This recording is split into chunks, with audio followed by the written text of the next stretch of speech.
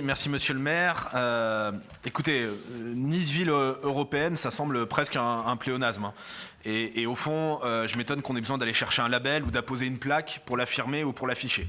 Je regrette aussi même la politisation de la démarche, puisque tant le mouvement européen que l'Union des fédéralistes européens qui le chapeautent, le nom est assez clair, l'Union des fédéralistes européens sont des associations avec une démarche militante et un regard particulier sur la question européenne. Alors, évitez-moi, s'il vous plaît, de grâce, dans votre réponse, les procès en sorcellerie. Moi, je me suis toujours revendiqué et senti fièrement et profondément européen. J'ai même parfois pu regretter certaines prises de position de mon camp politique, que j'ai d'ailleurs, je crois, pu faire évoluer à certains égards dans ce domaine. Quand je dis que je suis fièrement et profondément européen, je parle bien sûr davantage de la civilisation que de la politique menée par la Commission, vous l'aurez compris. Ma référence à 3000 ans, voire 30 000 pour certains historiens, qui déchiffrent une vision du monde commune dès les peintures rupestres. Nice, ville européenne, c'est donc une évidence, je disais, géographique, historique, culturelle, ville frontière, ancrée culturellement dans l'espace latin, tenant autant de la France du Sud que de l'Italie du Nord, ville fondée par les Grecs, développée par les Romains, ville impériale et fraîchement française. Ville européenne, c'est certain, avec ou sans le label.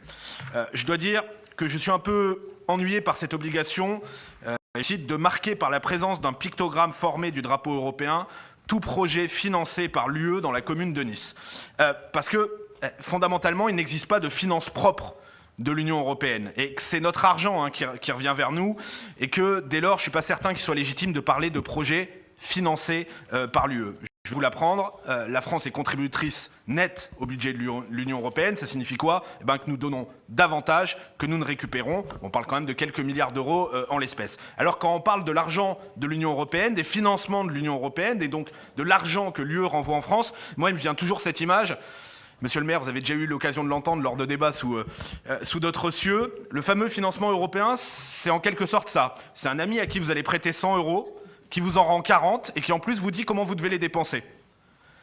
Parce que cette nécessité affichée dans cette convention nous semble utiliser un terme impropre et participe, je dirais, d'une forme de déformation, voire peut-être même un petit peu de propagande.